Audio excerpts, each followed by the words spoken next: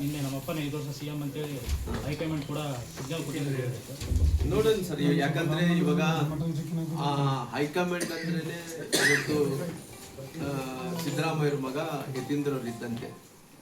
Already ನಾನು ಹೇಳ್ತಾ ಇಲ್ಲ ಈ ಮಾತು, ಸ್ವತಃ ಅವ್ರ ಪಕ್ಷದ ಉಪಮುಖ್ಯಮಂತ್ರಿಗಳು, ಭವಿಷ್ಯದ ಮುಖ್ಯಮಂತ್ರಿಗಳು ಅವರೇ ಅವ್ರ ಬಾಯಲ್ಲಿ ಹೇಳಿಕೆ ಹೇಳಿರೋಂಥದ್ದು.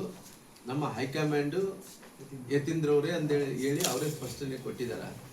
ಹಂಗಾಗಿ ಒಂದು ಕಡೆ ಅವರು DK ಶಿವಕುಮಾರ್ ಹಿಂಬಾಲಕರು ಏನು ಹೇಳ್ತಾ ಇದಾರ, ಇಲ್ರಿ ಆಲ್ರೆಡಿ ಇವತ್ತು ಈ ಬಜೆಟ್ ಅನ್ನು ಕಂಪ್ಲೀಟ್ ಆದ್ರೆ, ಈ ಬಜೆಟ್ ಕಂಪ್ಲೀಟ್ ಆದ್ರೆ ಮೋಸ್ಟ್ಲಿ ದೇವರಾಜ್ ಅರಸ್ ದಾಖಲೆಯನ್ನು ಮುರಿದಂತ ಆಗ್ತದಂತೆ.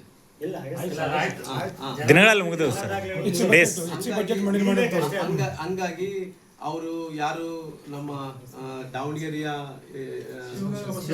ಬಸವರಾಜ್ ಅವರು, ಆ ರಾಮನಗರದ MLA ಅವರೆಲ್ಲರೂ, ಶೇಖ್ ಅನ್ನಂತವ್ರು ಅವರೆಲ್ಲರೂ ಕೂಡ ಹೇಳಿಕೆ ಕೊಟ್ಟಾರೆ.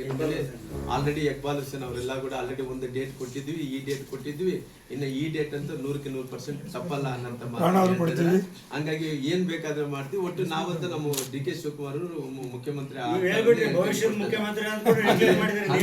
ಅಂದ್ರೆ ನಾನೇನ್ ಹೇಳ್ತಾ ಇದ್ದೀನಿ, ಇವತ್ತು ಅವರು ಹೈಕಮಾಂಡ್ ಅವರೇ ಯತೀಂದ್ರ ಆಗಿರೋ ಕಾರಣ, ಇವತ್ತು ಅವರೇ ಉಪಮುಖ್ಯಮಂತ್ರಿಗಳು ಒಪ್ಕೊಂಡಿರೋ ಕಾರಣ, ಅವರು ಭವಿಷ್ಯದಲ್ಲಿ ಮುಖ್ಯಮಂತ್ರಿ ಆಗುವಂತಾರೆ DK ಶಿವಕುಮಾರ್ ಅವರೇ ಅವ್ರಿಗೆ ಕೂಡ ಒಪ್ಪಿರೋ ಕಾರಣ, ಮುಂದಿನ ದಿನಗಳಲ್ಲಿ ನನಗೆ ಬಹುಶಃ ಗೊತ್ತಿರೋಂಥ ಪ್ರಕಾರ ಏನ್ ಬೇಕಾದ್ರೆ ಕೂಡ ಅದು ಆಗ್ಬೋದು. ಏನ್ ಬೇಕಾದ್ರೆ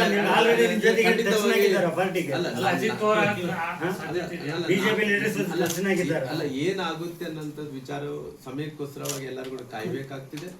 ಬಹುಶಃ ಅದು ಏನೋ ಒಂದು ಏನಾದ್ರೂ ಆಗ್ಬೋದು, ಏನನ್ನ ಒಂದು ಹಾಗೆ ಆಗುತ್ತೆ. ಅದ್ರಲ್ಲಿ ಬೇರೆ ಪ್ರಶ್ನೆ. ಸರ್ಕಾರಕ್ಕೆ ಆಯುಷ್ಯ ಇಲ್ಲ ಅಂತೀರಾ? ಅಂದ್ರೆ ಸರ್ಕಾರಕ್ಕೆ ಆಯುಷ್ಯ ಅನ್ನೋದಕ್ಕಿಂತ ಬಹುಶಃ ಎಲ್ಲಾ ಕ್ರೆಡಿಬಿಲಿಟಿಗಳನ್ನು ಕಳ್ಕೊಂಡಿದೆ, ಜನರ ವಿಶ್ವಾಸವನ್ನು ಕೂಡ ಕಳ್ಕೊಂಡಿದೆ.